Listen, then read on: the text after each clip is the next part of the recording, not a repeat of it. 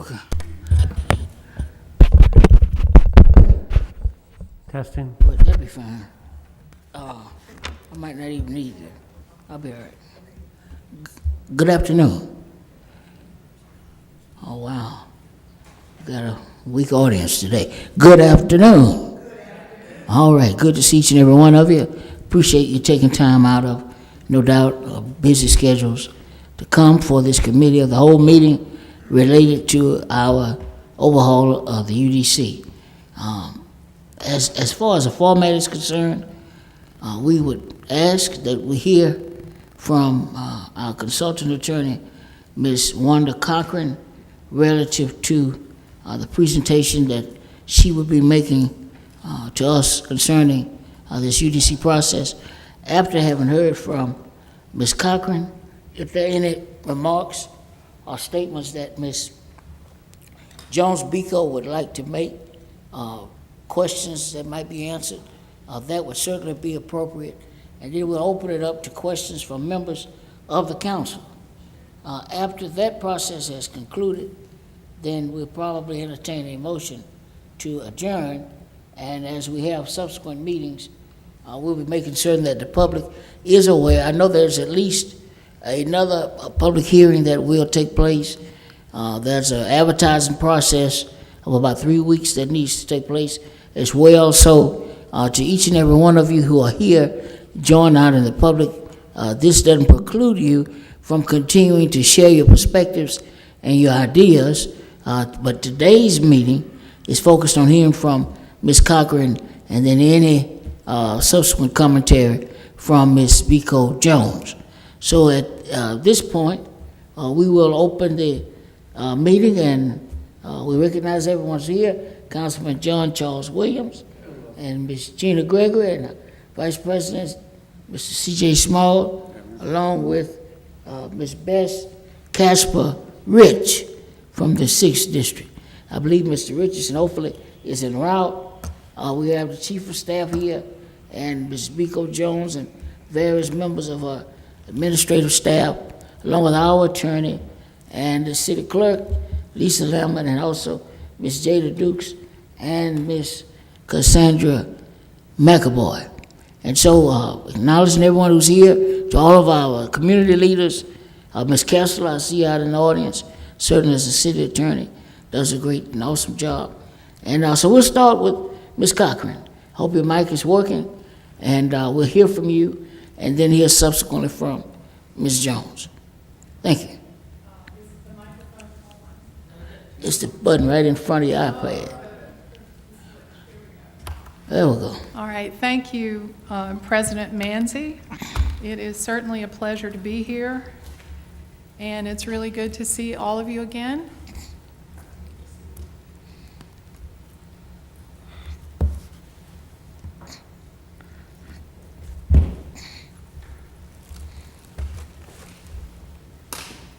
Good afternoon, Mr. Richardson.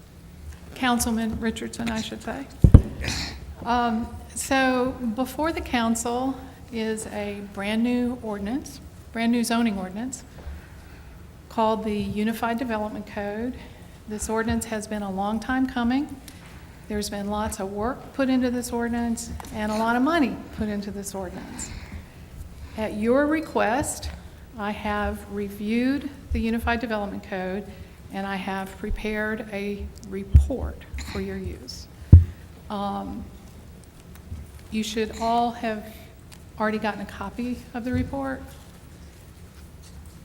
The report's pretty long, so I do not intend to go through that report line by line.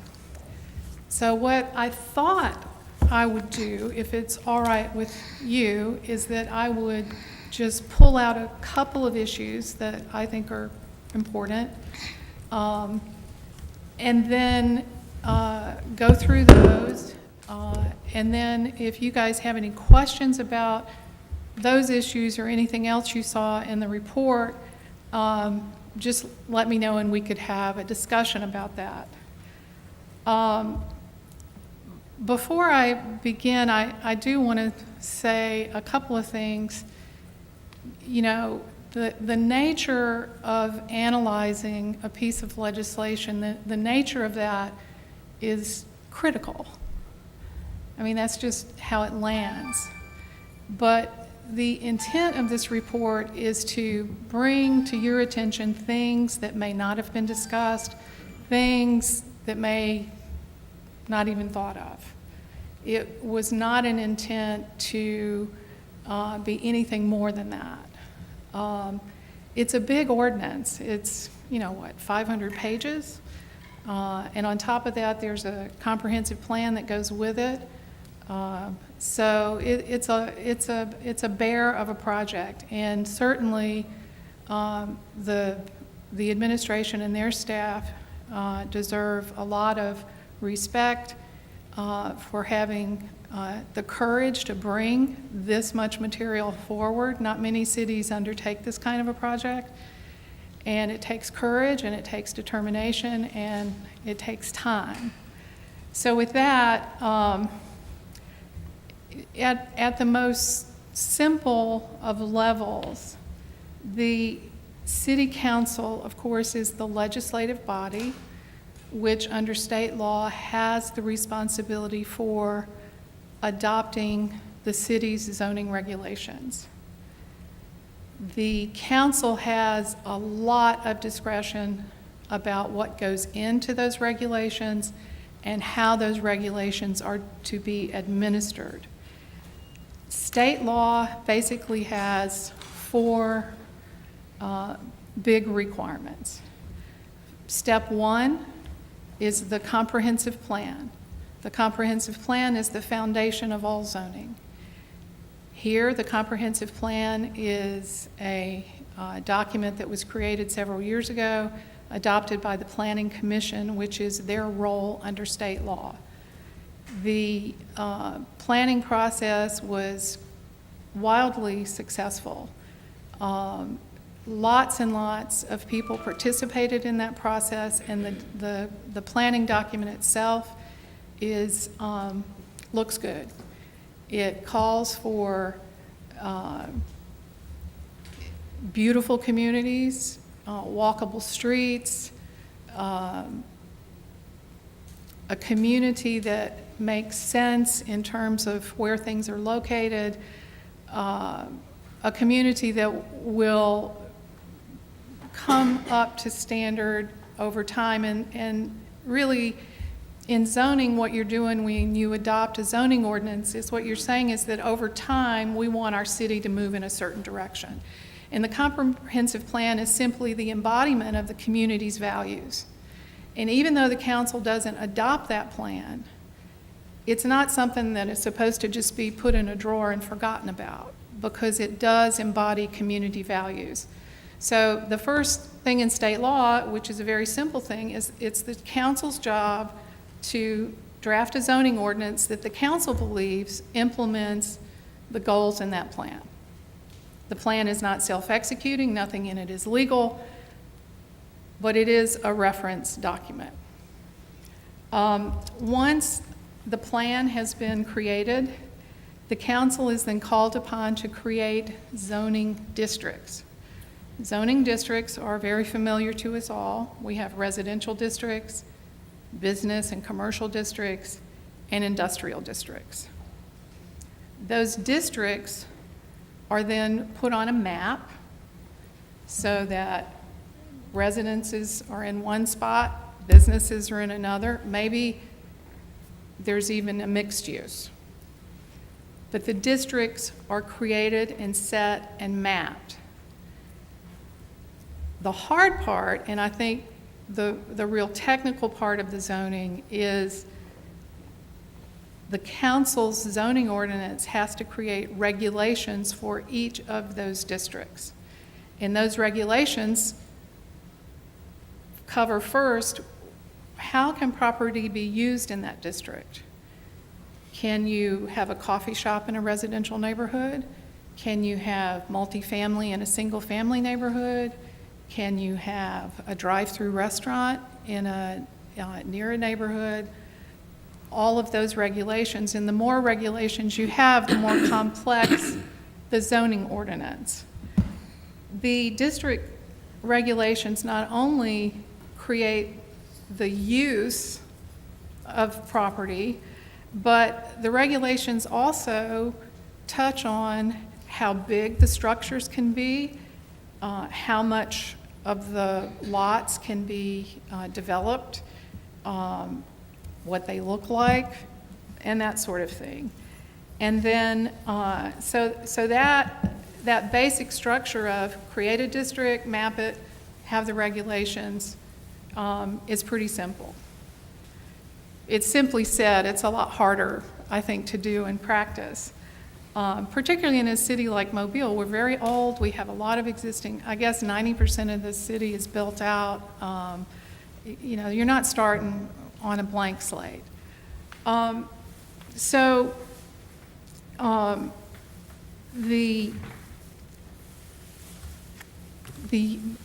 the use of property, if you have a piece of property, you can go to the zoning map. The city's GIS department has this displayed online. You can click on that property and it will tell you what zoning district you are in.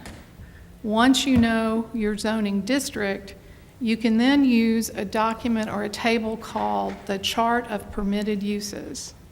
And that chart will tell you all the uses that that property can be put to in that district. The Chart of Permitted Uses also tells you what you cannot do in that district. So there are uses that are allowed, what we call by right, and then there are uses that are prohibited. There is a third category of use. And this category of use is what I call the maybe. And maybe sometimes means trouble, because it says sometimes you can do this and sometimes you can't do that. So one of the things I think you guys really need to focus on is this Chart of Permitted Uses and see if it makes sense to you, or is there something that you need to talk about more? A silly, well, maybe not silly, but one that just kind of leaps off the page is community garden. That is not allowed by right in a neighborhood district. You know, so the kind of thing you do is like, well, does that make sense? I mean, if they're not selling anything, they don't have animals, it's just a community garden, why would you put somebody through a whole conditional use process? So that kind of thing, and that's kind of a detailed thing that y'all might, you know, just want to do some other time, but I wanted to bring that to your attention because it's a very, very important document, the chart. And the good thing about the UDC is right now the current Chart of Permitted Uses has about 500 different uses. And now they have reorganized, collapsed them. I think there's now 200 different uses on the chart, and they're organized much better. So it sounds like a daunting task, but I think with the new format, it'll be easier for you to go through and see what you think about some of the uses there. So back to conditional uses. Again, uses allowed by right, uses not allowed, and then this in-between category, the maybe category, of conditional uses. There are two kinds of conditional uses that governing bodies can use. One is called a conditional use permit, and the other is called a special exception. Both of these techniques serve the same purpose. The council identifies a use. The council says that if the applicant meets the conditions on this use, that use may be allowed in that district. The only difference functionally between a conditional use permit and a special exception is that the conditional use permit is determined by the city council. The special exception is determined by the Board of Adjustment with appeal to the circuit court. The Chart of Permitted Uses has an S, and it also has a C. So when you pull out your charter permitted uses to go over that, you can easily identify what's a C and what's an S. This is really important. This very point is very, is bothering some folks out there. So, you know, want some expound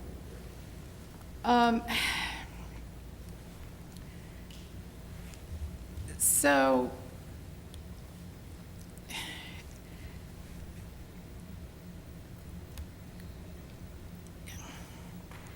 from a developer's perspective or a citizen perspective, you know, they don't care. They just know something is up and they want to participate. But, you know, conditional uses really are expensive propositions for applicants because generally there's lots of application requirements and then there's public hearings that are required because this affects land use, and of course you have to have notice and people have an opportunity to comment on that.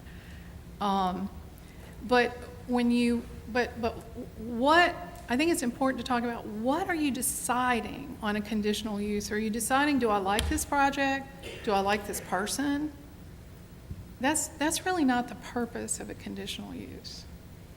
A conditional, the person who decides that use, whether it's the Board of Adjustment and to a certain extent the council, what they're saying is this use as a matter of fact meets the requirements of the regulations.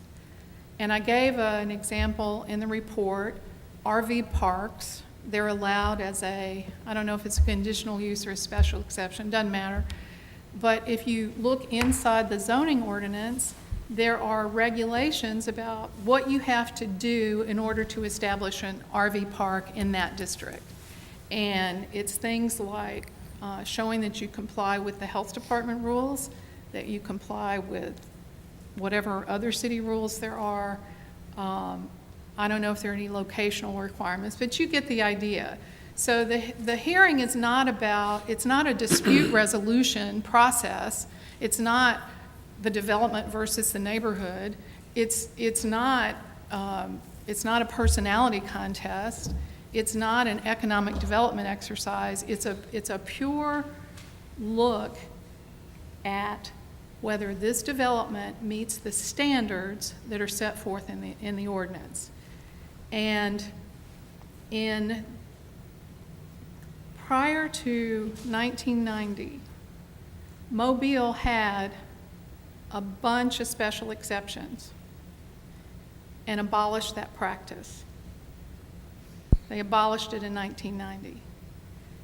And I don't exactly know why it was abolished, but I can guess, because back then, if you read the ordinances that were in effect, it seems that the applicant had to first go to the Planning Commission and get a recommendation and then go to the Board of Adjustment. It was a very, I understand why, because you wanted the Planning Commission to weigh in on some of the site plan issues, but I don't want to get too far gone on that.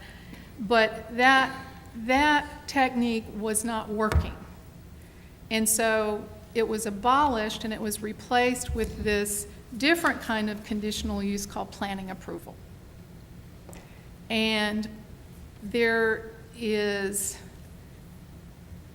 I think everyone agrees that the decision to change planning approval to conditional uses is a good idea. But the only question is, and the question for you, is when you look at your charter permitted uses, do you agree that everything marked C should be a conditional use, and if everything is marked S should be a special exception?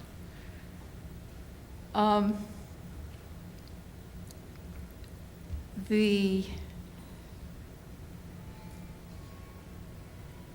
Board of Adjustment, so, well, back to 1990. So I pulled the chart of permitted uses that was repealed, I think in 1990.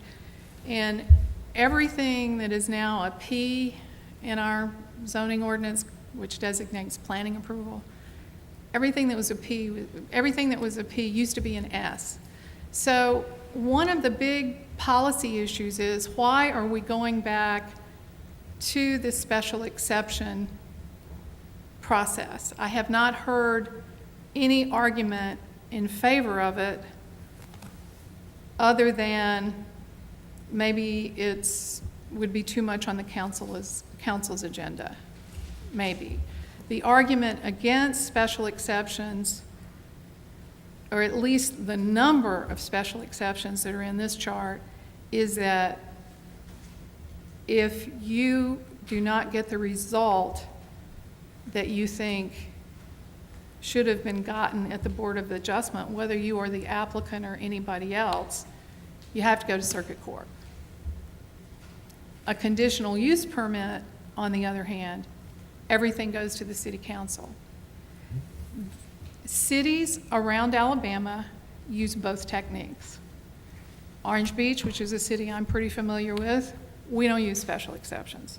Everything's a conditional use. I think Huntsville uses both.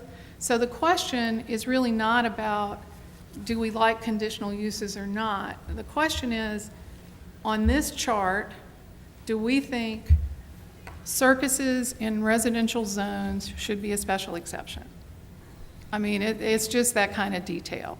So I won't go through the chart, but I would, I wanted to point you to that because I think those are issues that your constituents are probably going to be interested in.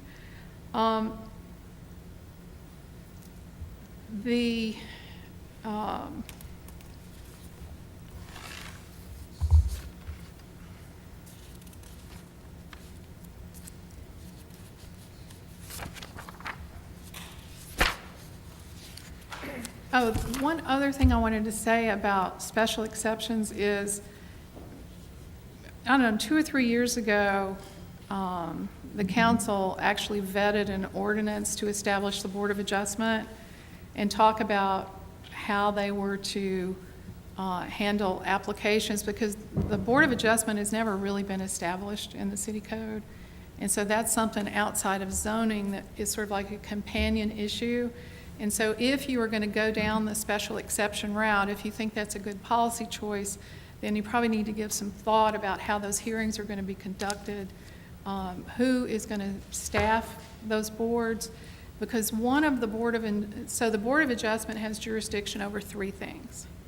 They hear appeals from administrative decisions. So for example, if I go up to the building department to get a permit to do something, the official may tell me no. I have a right to appeal that decision to the Board of Adjustment. That's who hears administrative appeals. So you can imagine then if the attorney for the Board of Adjustment is the same attorney that represents the staff, it might get a little awkward, right? Might be. You said might. Well, It is. It is. So, you know, that's just the kind of thing you need to think about when you're expanding the jurisdiction of a board. So they hear administrative appeals, they can decide special exceptions, and again, special exceptions are not exceptions. These are specific uses that are allowed by the zoning ordinance that have conditions attached to them. I don't know why it's called special exceptions. All this was back in the law in the, 1940s. And then the third role, which you're probably most familiar with about the Board of Adjustment, is their ability to grant use variances and dimensional variances. And that's what they're doing now. So right now, the Board of Adjustment's doing 2 things. They're hearing administrative appeals and they're deciding variances. They are not doing special exceptions. So I think you got that. So once you have your districts established, and once you've got the regulations you want to apply in those districts, whether it's a use allowed by right or a use not allowed. Then you have to have a zoning map. And the zoning map puts you on notice that this property is subject to these regulations. And as I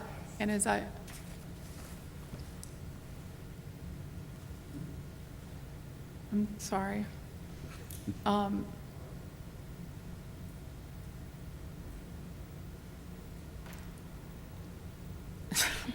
Sorry, I think it's gone away. okay, I was a little startled. It's gone. Get excited. Please continue. Well, I'll just be careful not to say, "Hey Siri." So,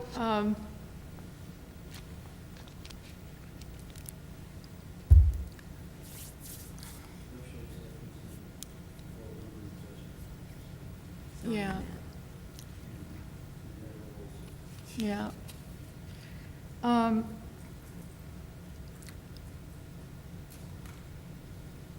I'm sorry, but there was something else. It'll come back to me. The zoning map. Oh, the zoning map. There we go. So, so the zoning map is an important document, and it is a companion to the zoning ordinance. So really, a zoning ordinance has two parts. You have what the staff would call the zoning text. These are the actual words, thou shalt not, whatever. And then you have this visual depiction, which is the zoning map. And, long time ago, all maps were kept in paper form. And I suspect if you went down to the planning department, they probably still have drawers and drawers and drawers of paper maps. A digital map is not required by law, but there is a digital map that's out there called the City of Mobile Zoning Ordinance. And looking at other cities, I gave you an example of a digital zoning map, which gives information on, so I guess one of the completeness issues that I found in the zoning ordinance that I was reviewing, the UDC, is that there is no provision for how are we to transition to this digital age. What is a digital zoning map? Who keeps it? How is it updated? And what information is in there? And that, I think, would go a long way toward clarifying, at least if you can't fix everything in the past that may be inaccurate on those maps, at least going forward, you can start to have some confidence that the digital actually matches reality. And in fact, some maps, if you click on property, let's say you adopt the UDC and you have a digital zoning map, you can click on a parcel and it will take you to the ordinance itself. It'll take you to the source document so that you can see the date it was adopted. You can append all sorts of information to a digital map, and that makes it very user-friendly for developers or anybody else that's just kind of curious, I don't know much about our paper maps, but I do know that the maps that were presented to you guys are missing some information and needs to be updated. So in this ordinance, there are created 20 separate zoning districts. 2 sub-districts, 1 urban, 1 suburban, and then 3 neighborhood districts. But when you look at the map and you look at the ordinance, it doesn't all come together. So the first thing would be the base zoning districts, what I would call the base zoning districts. That would be your R1s, R2s, R3s, and so forth. Those are there, and I believe they generally follow what's on the zoning map, but I haven't verified that. But the existing zoning districts are there. What's not there is the new districts that are supposed to be created, and I did a chart for you on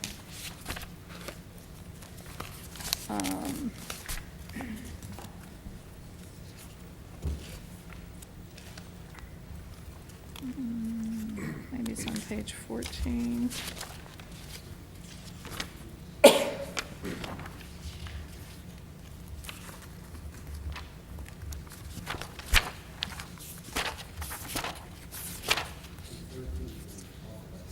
Yeah, talk about it, but I did a chart for you. Oh, thank you. So 23 and 24 is a chart, and it has all the district names that are in the current code, the name that appears in the UDC, a note as to whether they're defined or not, and whether they're mapped or not. And all of the base zoning districts are defined in our current zoning ordinance.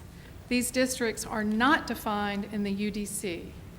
And I think that is something that certainly needs to be corrected. Because otherwise, how do you know what a district is if you don't define it? I think when everybody looks at R1, we kind of know what that is. But when you get to these higher districts like B1, B2, B3, you kind of have to have a description of the district and what it is you're trying to accomplish with that district. And if you want it to be exactly the same as it is now, you really need to have the definitions in there. Because if it's not defined, then the existing ordinance is going to be repealed, right? So if those definitions aren't brought forward, if that's what you want to do, then you need to get that right. And the boundaries need to be right. There's also, I think, 1, 2, 3, 4, 5, 6. There are also 7 districts which are not in our current zoning ordinance. They are not defined in the UDC, and they are not mapped. So I don't know what that is, and that's an area that needs some attention. I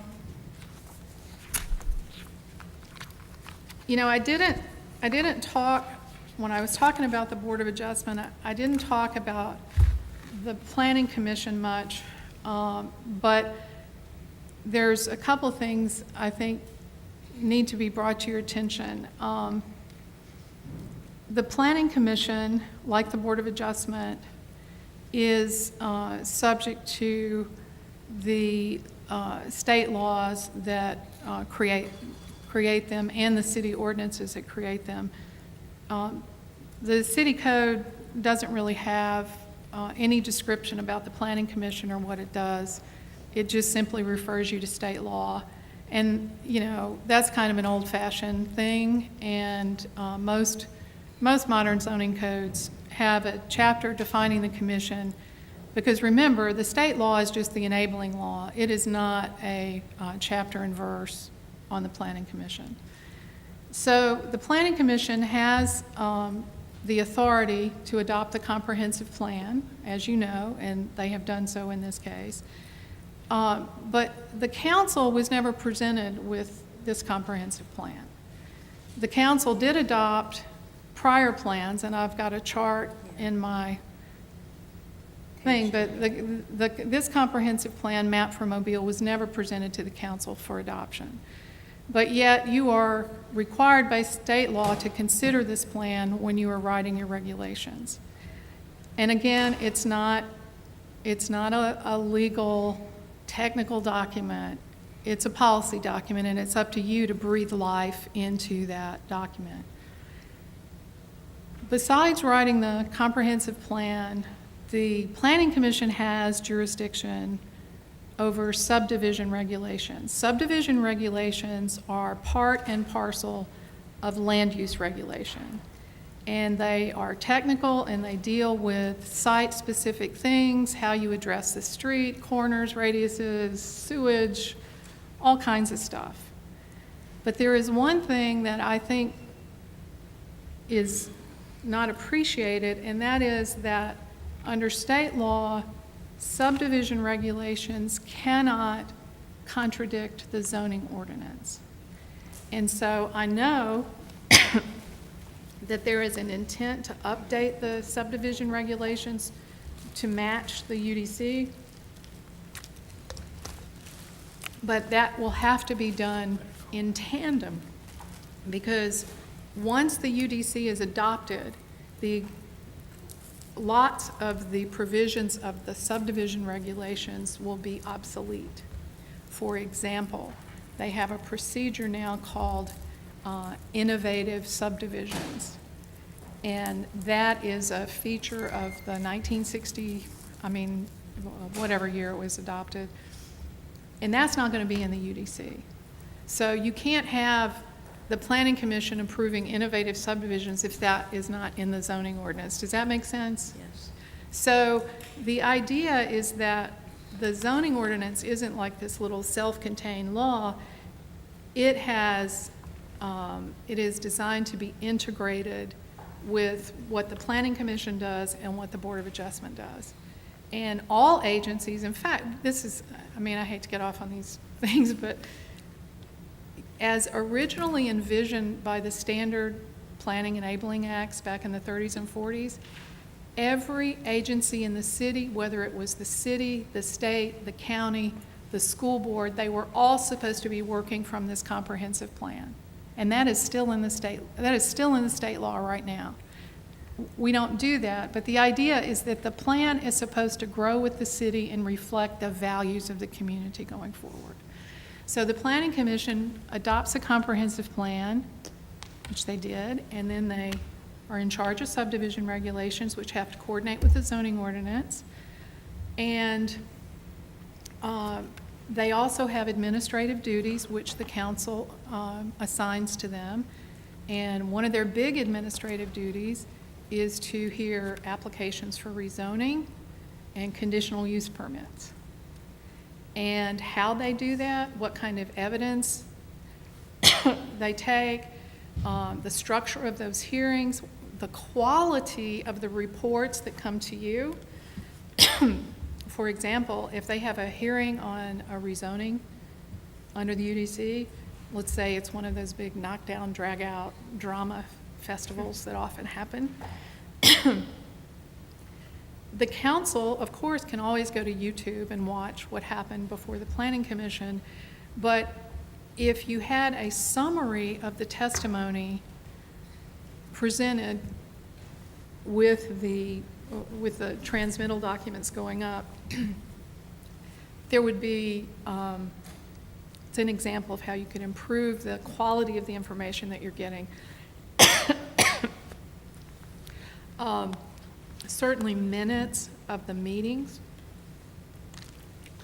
would be helpful so that you could know the types of questions that were answered. You get that. So I guess my big message about the whole Planning Commission process is that once you get this UDC, once you work out the policy issues, how you want them, you need to hold on to it until you get the subdivision regulations, because it's very important that those two things coordinate. You don't want silos and gaps, because of course in a vacuum and in the absence of precision, you are going to get interpretation and confusion.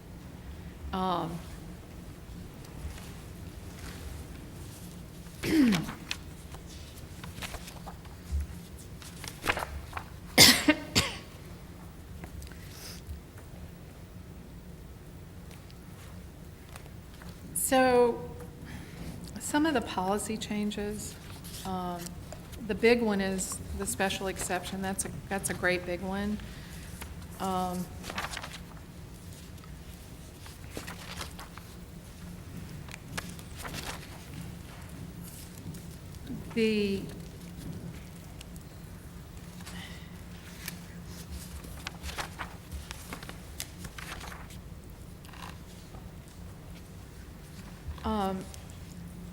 Density,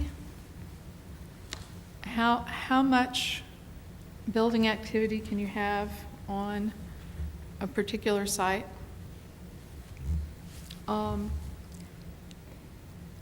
Density was indeed one of the values that was expressed in the map for Mobile.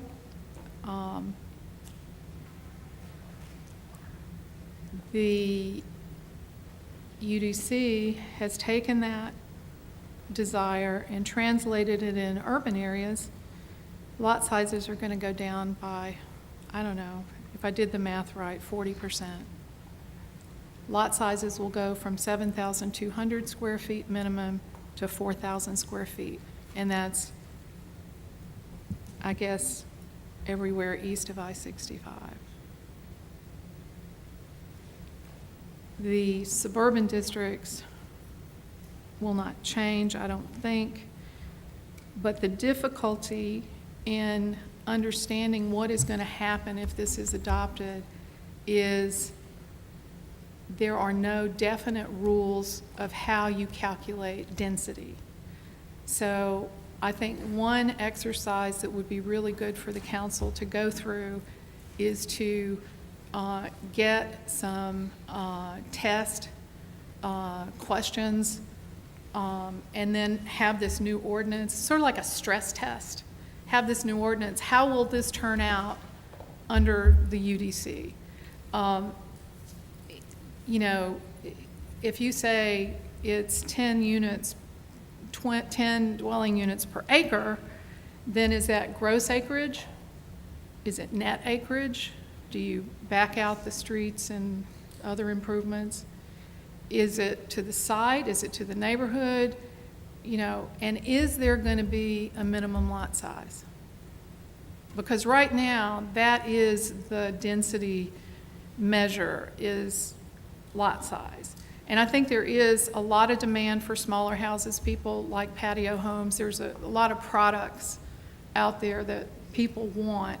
But I think we need to understand how that's going to work, particularly now that in the chart of permitted uses, every residential district will be allowed by right to have an accessory dwelling unit. That means a rental apartment above the garage, a separate suite attached to the house for mama. It's something to think about, particularly in the urban areas where you may have a lot of rental property. You know, do you really want accessory dwelling units if it's not owner occupied? I don't know what, there are a lot of policy things to talk about, and I didn't go into all that, but I just wanted to highlight that as a question mark. I think, you know, I've talked a lot, and I would like to entertain any questions that you have. And with that, that concludes my remarks. I have some questions. Absolutely. If it's okay. I don't have one objection. Okay. You just speak clearly into the microphone. Thank you. On the digital map, would that include information? Do you envision that there would be a program where if it was conditional uses that were either voluntarily submitted and therefore it would follow it, or Yes. a plan unit development that was can be part of done. the rezoning? That can absolutely be done. And I suspect, I don't know, but as I recall, the city has a pretty darn sharp GIS crew. They've probably already thought about this, Okay. I would imagine. And It's then- just, my point is, the law requires an official zoning map. People rely on the internet. So there needs to be an ordinance provision that says the official zoning map is on the city's, you know, you have to figure out how to word it, but that's the point. We need to have a common understanding of what is our zoning map, where is it, and what kind of information is on it. On the last thing that you talked about the current code dimensions for R1 and R, either in urban or in suburban, how does one keep the character of a neighborhood?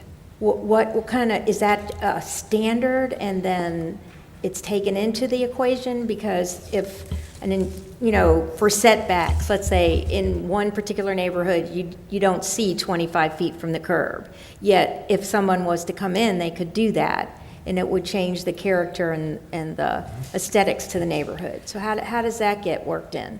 Well, it's difficult, particularly in a city like Mobile that is already developed.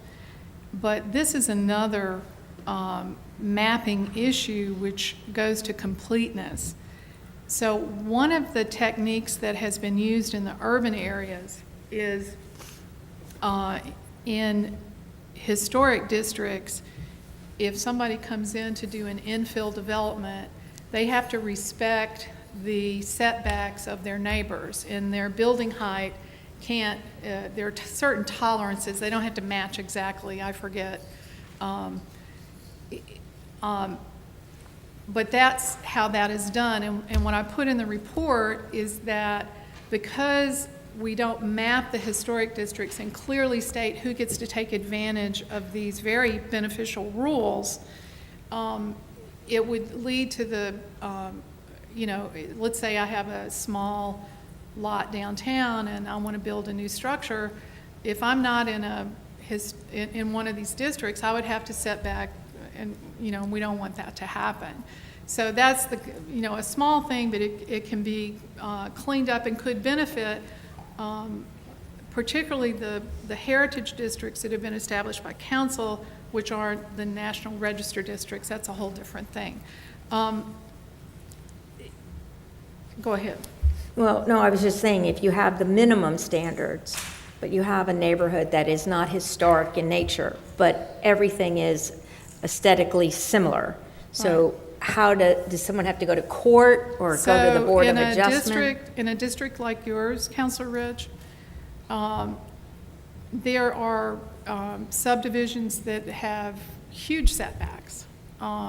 And those are not required by law. So a setback is usually a minimum. It's not a build to line.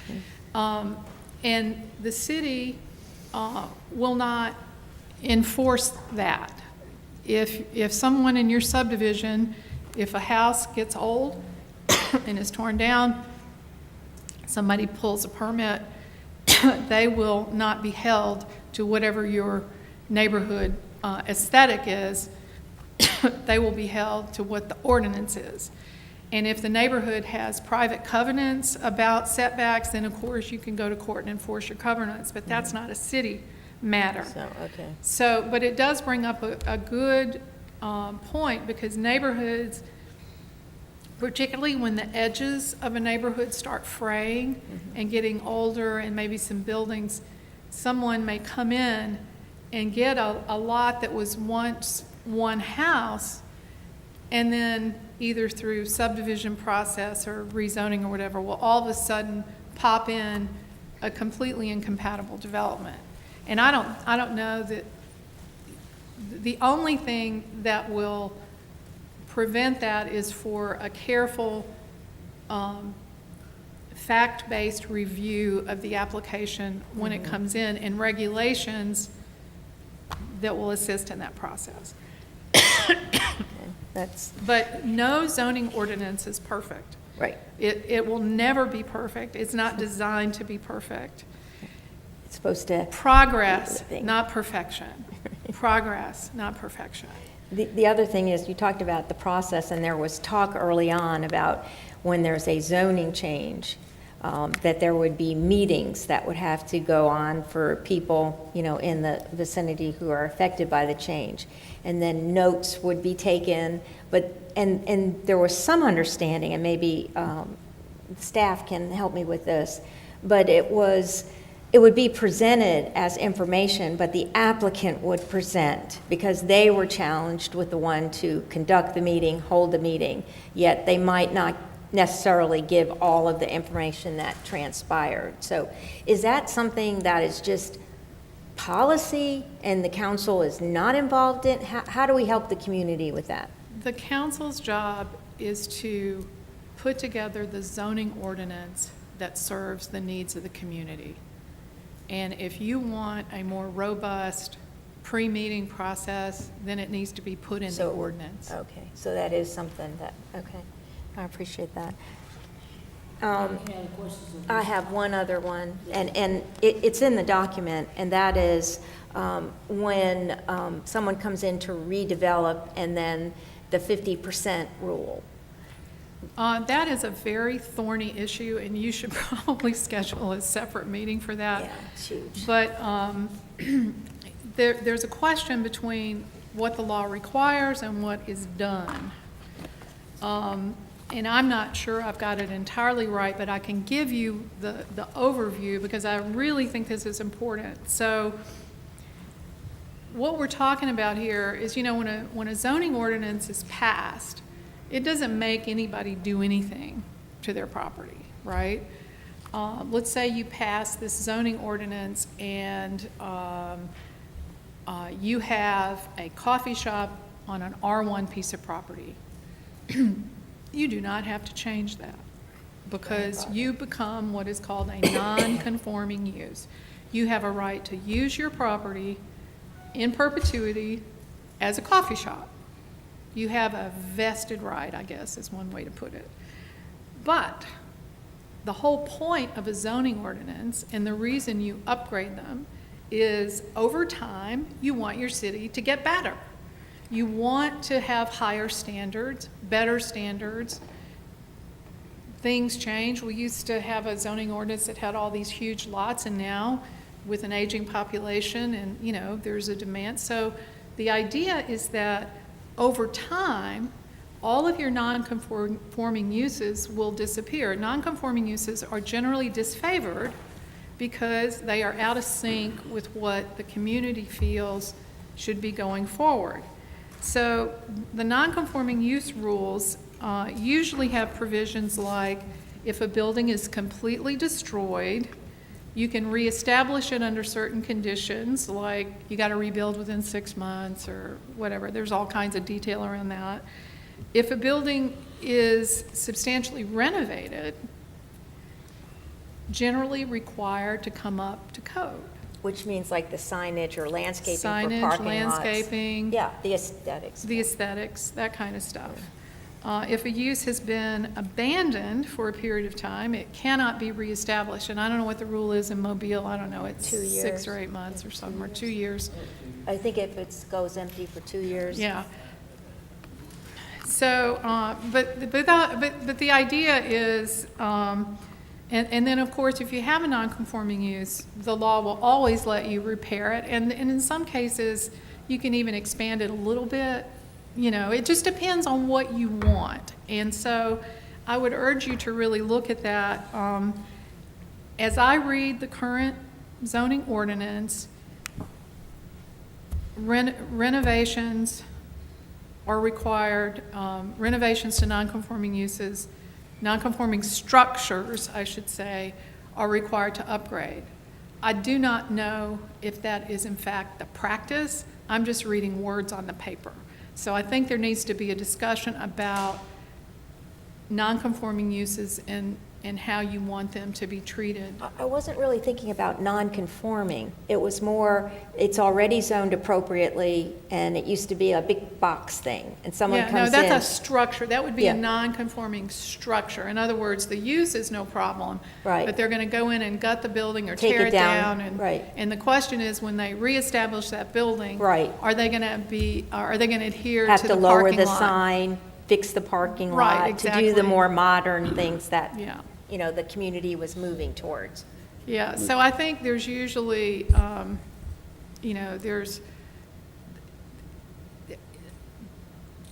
are there are shopping center problems, like if you have a huge shopping center, it may have a bunch of tenants, but you're not going to have a large, you may have individual upgrades. But the point is, when there is a substantial renovation to that shopping center, do you want it to come into compliance with certain codes? I know it has been suggested that this 50% rule, which is now in the UDC, that unless you do 50% upgrade, you don't have to come into compliance with, not with everything, with some things, combined with this adaptive reuse. These two things together really mean that there's just going to be a whole bunch of property that's not going to come into compliance anytime soon. I know. And if the argument for that is, well, it will Incentivized development, that's usually what's thrown out there. Well, you know, there's only so much you can do with a zoning ordinance. And maybe if you need development incentives, maybe you need to look outside of the zoning ordinance. You know, downtown Mobile is a perfect example of how successful you can be when you have a carefully crafted zoning code combined with private investment, which is so important. But don't forget, downtown has a lot of public investment. There are tax increment financing incentives, and there are federal and state tax credits. And so there's no like one size fits all. I think you have to calibrate incentives to fit a particular area. So whether adaptive reuse is a good idea, whether this 50% rule is a good idea or not, reasonable people can differ on that. There is no one right way. And so it's the job of the city council to decide how you want this city to function. Mr. President, Thank you. while we're talking about conforming and non-conforming zoning, I would like to ask Mr. Pico, what did you all do with Coda Road north of Airport on the west side? Because it was in the county, and then it was voted into the city. And in the county, they got grandfathered in, but almost the entire west side of Coda Road is business. But none of them is be anything. And they don't want to be left out there from what they told me under the new zoning code. They said you only have a business zone, a business that's zoned for business when you get to Ziegler and Cody. That business is zoned where it ought to be. But if you go on back, the other businesses, they are still R1 or something like that. So they don't want to be left. They want to, if it's business, they want it to be zoned business. So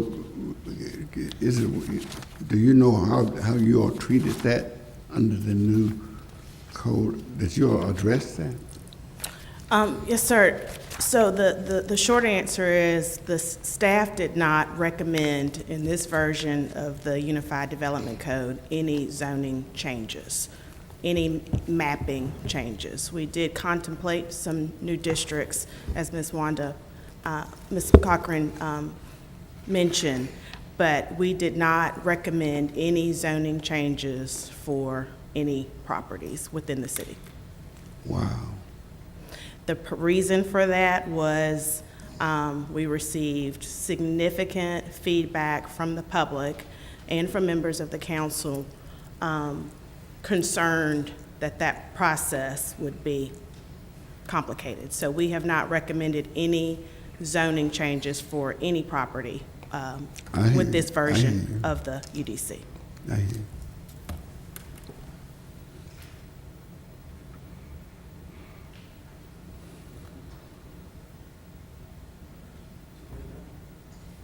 Any other questions? Mr. Richardson? No.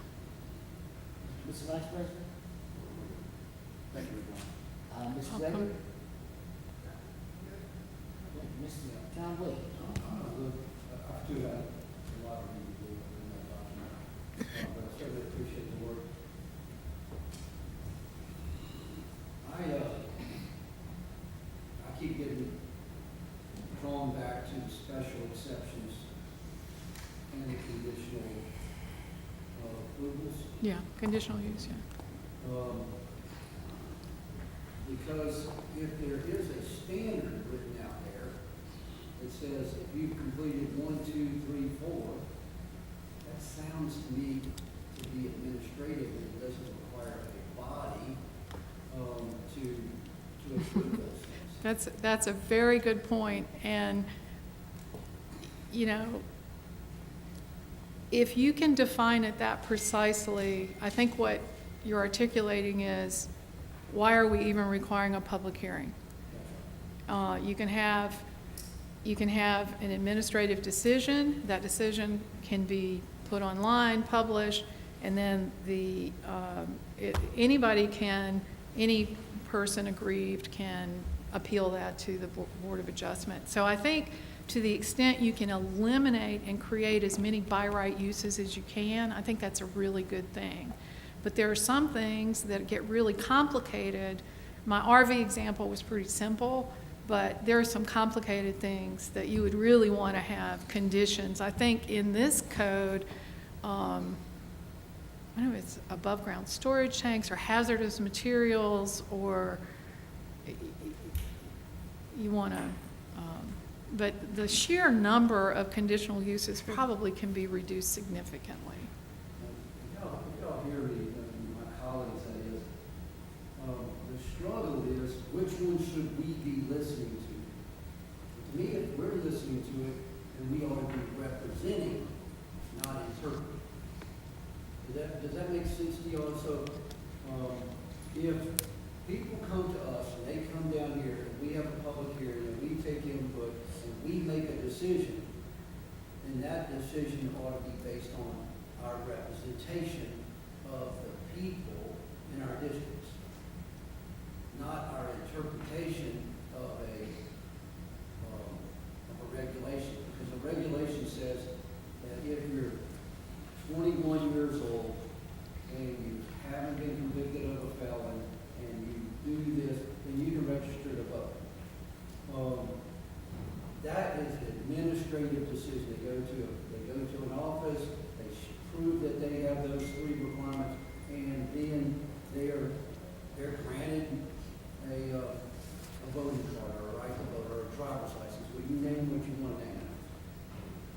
But if somebody wants to do something in the neighborhood, a form of a development, and it lists in here or near residential areas, and it lists in there that is a special exception, then that is going to immediately just go away to the Board of Zoning Adjustment.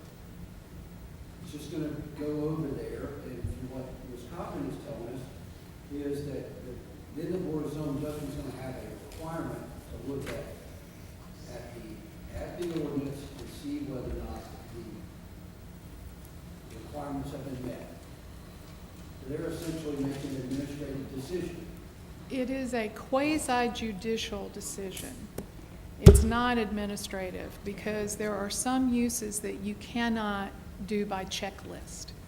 So the purpose of a public hearing is to listen, and what you're listening for are facts that are relevant to your inquiry. So when you have a public hearing and the whoever shows up to testify says, you know, my name is John Smith, I've lived here for 25 years, and let me tell you something about this property, this neighborhood. A lot of the information the boards hear is probably not relevant to their inquiry, but that's why you have it, because you can't know everything about every piece of property. And so if you're going to allow something that's not the same, and I do want to add here, the conditional uses are not coming straight to council.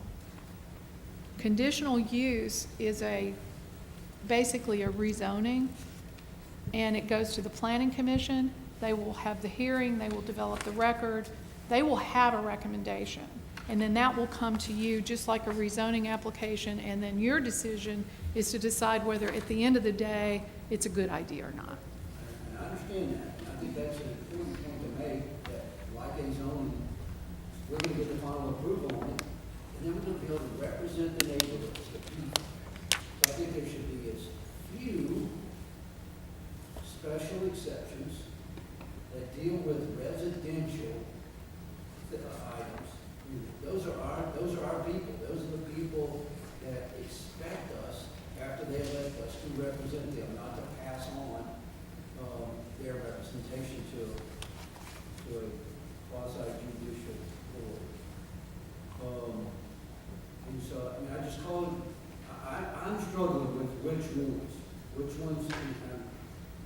go through them, and I go through them, and I go through them, and I think we just all have to look at them and decide which ones we want to make the conditional, like the zoning. The planning commission takes a look, they go through all the facts, they look at everything, they look at the planning staff, recommendations to them, and then we get to make the, lack of a better word, we get to make the political decision. We get to represent people. And so, I don't know if we're gonna get to a decision before I leave this, position, this office, but that is a very serious decision we're gonna make, which ones we pass along, and which ones we retain, through the conditional. And you do not have to have any special exceptions. It's not required. You don't even have to have any conditional uses, but I don't know of a single city of any significant size that doesn't use that technique, because it's very valuable. It's just so hard to know everything in advance, you know. I mean, it's a good technique. Mr. President? It's good. Wanda, how do other cities separate the special exceptions and the conditional uses? How do they determine who goes where? It's a policy decision, and, you know, you can say, you just go through the list and say, I think this is something the council should hear, and this is something that, you know. I think one of the things I heard articulated by the administration about this, this expansive jurisdictional expansion of the Board of Adjustment was, you know, they wanted to reserve the conditional use permits for really community-wide issues, like, I guess, hazardous materials, and that just let the Board of Adjustment handle all what they call the neighborhood issues. But Yeah, there should be a way to take the emotionally charged issues within neighborhoods away from the just straight fact, you know, sort of a thing. Does it adhere to the ordinance period end of it? And maybe that's how you divide them yeah, up. the chart of permitted uses, You know. I mean, there's a whole bunch Yeah. of stuff that probably with a little drafting could just be taken completely off the chart. But, you know, special exception has been around for a while. Yeah. You know, it's expensive. Yeah, there's some things that just, if you will, let me, if somebody wants to put a type of business somewhere, and it's one of those decisions that the planning, or the Board of Zoning Adjustment easily make. They look at it, they evaluate all the facts, they listen to it, and these are, does it fit in this masterful plan, and does it make sense? But I think that we'd find ourselves, and rightfully so, being run out of office if we dismiss issues that are going to mean something to these residents and to neighborhoods. And we just pass it along, and they say, what do you mean you're not in that decision? What do you mean I've got to go to circuit court to have a hearing? For an It appeal. becomes very expensive.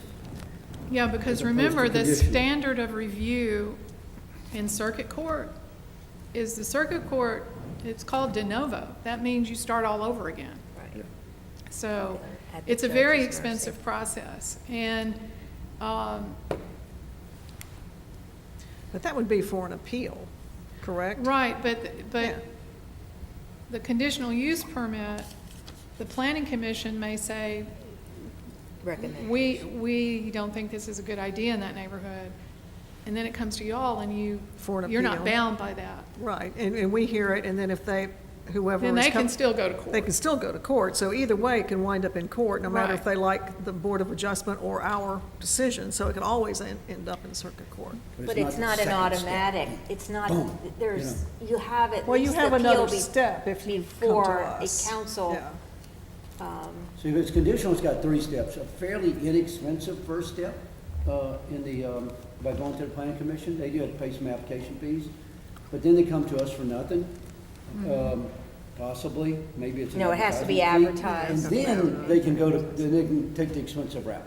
And I just think that those things that we determine truly affect and can change our neighborhoods and would be something that would be reasonably expected that their elected officials have a voice in, should be retained under conditional and not allowed to go under Yeah, special. well, courts don't necessarily, they publish an outcome, but it's not a public forum where people also learn, you know, what transpired Well, automatically. importantly, a legislative decision is given great deference by the court.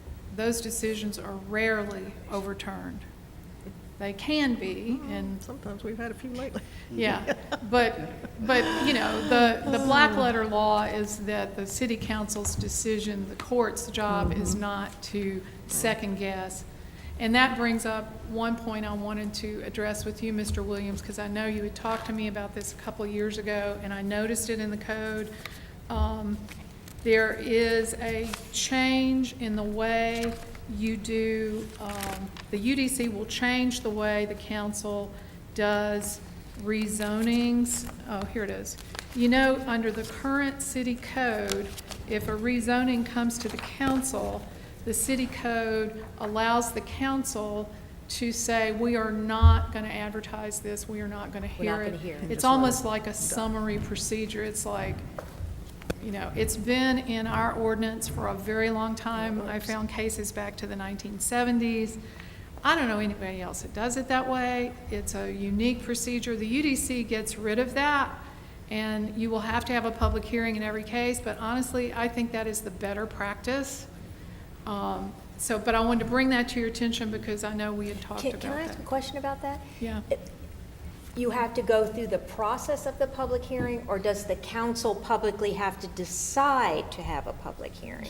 Like if they're not No, you have, five, every rezoning will be scheduled for a public so hearing. as an automatic? You can't just Right. let it just die. You can't just let it die. It every No, application. I meant it would be a legislative action to say we're calling, but there No. aren't five to call it. No, they would automatically be. Get their opportunity. Set for a public I hearing. don't think nothing wrong with that. And one of the things in the past that everybody worried about with making changes to zoning ordinances that you had advertised is, oh my God, we're going to have to re-advertise, and that's really expensive. Well, I think Mr. Rossler, and I think it was him, he had come up with a provision in state law that you don't have to publish the whole code. So like this UDC, Oh, so you only just you're not publish going to them. have to advertise, you know, The a 500 $10 pages. million, you know, advertising fee. So I think some of but again, the procedure, as I read it in the code, and that's something y'all need to look at, because if you want to change it, now's the time to do it, is the zonings will come up and they'll automatically be advertised, you have a public hearing, and you make your decision. Now, if you want to change something, if it's a material change, you'll have to re-advertise. But that shouldn't be, I mean, that just adds time, you know. But hopefully, if it's done right on the front end, you won't have all of these conditions. So, we'll see. Just another question, kind of a follow-up. I know, Shayla, you all have been looking at the conditions and special exceptions and trying, I mean, I think you all were looking at it after our first meeting, maybe having a way to pare them down or change them or something. Do you have that? We've tried to provide some better clarity and explanation as to how we have arrived at the S's and C's, but truly, as I listen to the conversation, I think it's going to come best from you all to make that Well, maybe what we determination. need to do is just look at those things by themselves and go over everything with you guys so that we understand exactly what it is each one of these conditions or special exceptions would do and mean, so that we would know better which ones need to go to the Board of Adjustment or stay with us, so that we're not sending something, you know, to the board that maybe we really should be keeping, you know, like we had with planning approval. Just, you know, I don't want to do anything that, as John was talking about, would be like one of these charged neighborhood issues that we really do need to take a look at, and they're going to the board instead. So, and you all have a lot of experience with these and exactly what they mean and what they do. So I just think that Yeah. maybe a closer look at those with you all. Right, Would help. and we're happy to give our feedback on that. Well, and it was, in the past, it was a planning approval Yeah. or a PUD could be appealed up to council. They didn't go over to the Board of Yeah, because the Adjustment. PUDs are changing in this too, right? The PUDs. PUDs, just to be Just clear, going away, aren't they? PUDs, as you know them today, are not advancing forward in the Yeah. Unified Development Code. Right. Any reference to a PD is a completely different development type. Because there's going to Now, be just the- one footprint now. It's not going to be like you get a PUD and. break it Most of off. the It's just things that one. typically require a PUD now, shared access, shared parking, multiple buildings on one parcel, you will not be subject to a PUD in order to build. We have, again, what we refer to as a planned development, but that's a completely different construct. That's for a larger scale development that does not fit within our current zoning classification. And so it has its own chart, it has its own conditions, it has its own requirements, but it is not replacing what you know now as a planned unit development. Does that get appealed to council, or was that over to the, A That's planning PD is treated like a rezoning, so it would be full council correct? So a PUD would come before the planning commission, would it? gone? PUDs, as you know them now, are gone away. There are no more PUDs moving Okay. forward under the new ordinance. Wow. And acreage had something to do with that, right? The planned development has certain standards in order to qualify for that district classification, but there are some minimum requirements that you have to meet in order to be eligible for it. But again, you wouldn't need it in order to have multiple buildings, shared parking, and shared access. So those three things will be heard by the staff. And then part of the approval that goes before the planning commission is the total project? So those items that I mentioned, you're not required to go through a process in order to do that. So it's just administrative? allowed. So it's going to be done administratively, or it's just allowed? It would be In allowed. the different zones? Meeting, typical criteria, but yet we would review it like we would review for site plan review for building permits, as an example. So no, it would not, there's not a hearing associated with our review for that.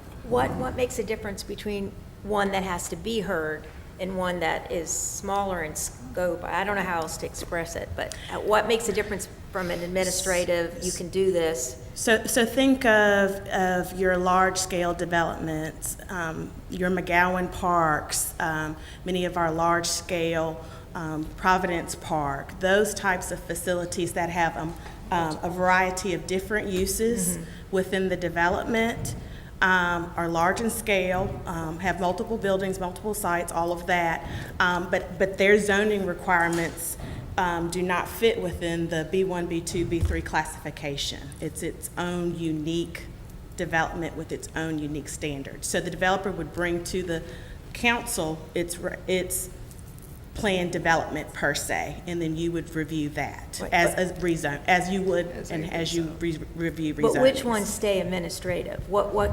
constitutes doing it administratively as opposed to bringing it up? So if a developer comes to us and he wants to put multiple buildings on one site, he does not have to go before the council to make that request. That is a part of our plan review process. If you denied it, it would be appealed under this process to the Board of Zoning Adjustment. If you denied it and they disagreed with you. An Would administrative. that be a true statement? It wouldn't be an So end somebody all. could wake up to that? Okay, somebody comes in with a plan, like Shayla was saying, multiple buildings, shared parking and access. Right now, that would require a PUD. Right. The existing zoning ordinance specifically stipulates that. Under the UDC, they would submit for their permits. Staff would review if it complies with all the standards in this UDC, staff would approve. If it does not comply and they wanted to proceed with that plan, they would have to file for variances for whatever they were deficient on in this UDC. With who? With the Board of Adjustment. Variances go to the Board of Zoning Adjustment. That's what I was listening for. Yeah, okay, yeah, all right. Wait a minute, if, let's say somebody had 2 acres of property and they wanted to put in X number of homes, if they stay within, let's say it's a zoned R1, a single-family lot, and they bought in the application, that wouldn't require any public oversight if they put in the right number of per lot size and did the street appropriately and put in, If they stay within compliance of R1 zoning per this document, the only thing they would be required to submit is a subdivision, just like they do now.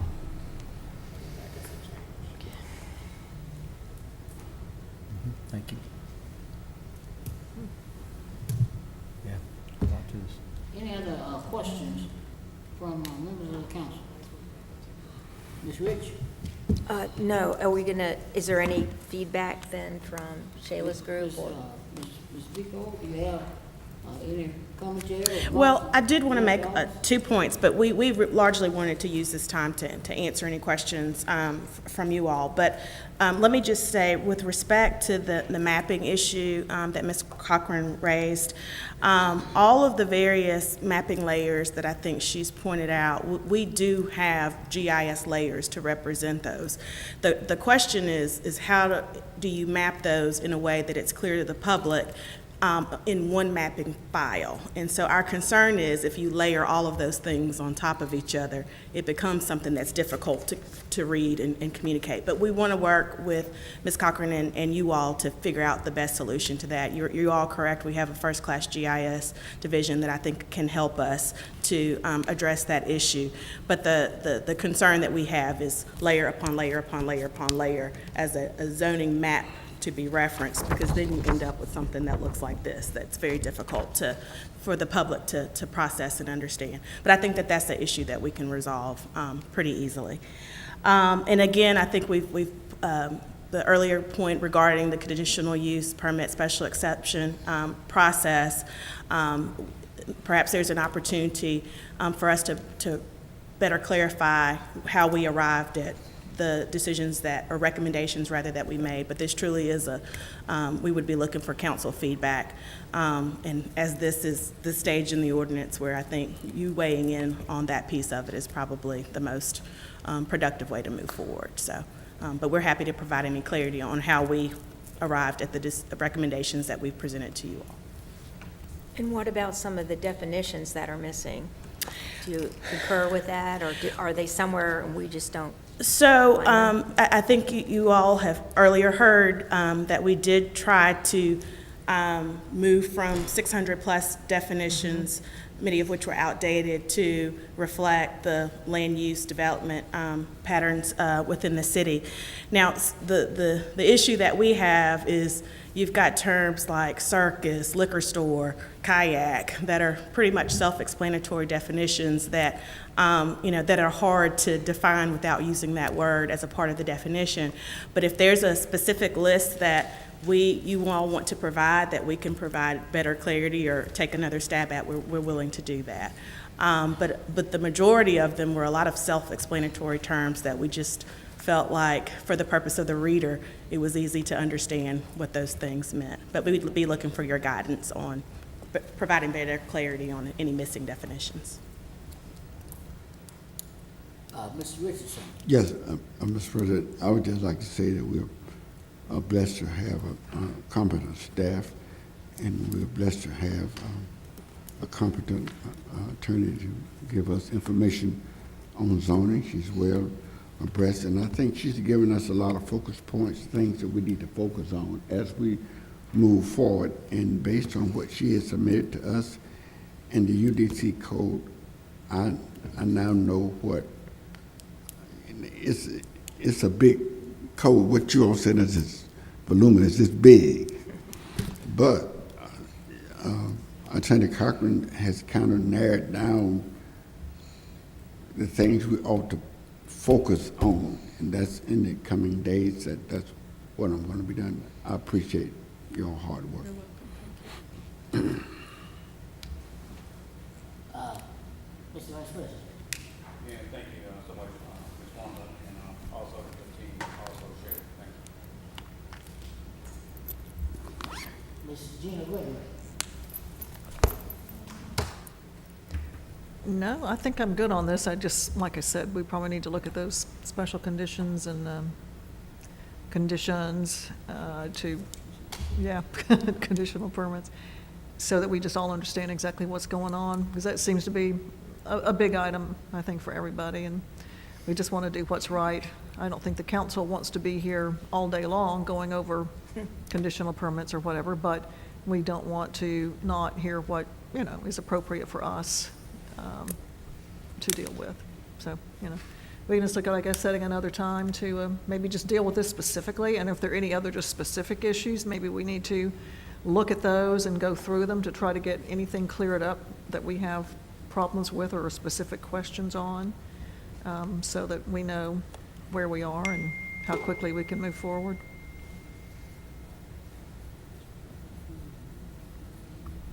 Thank you. Mr. John Williams. No, I made my say, and I agree with you. I appreciate it, Vice. I'm going to go with Jim for this.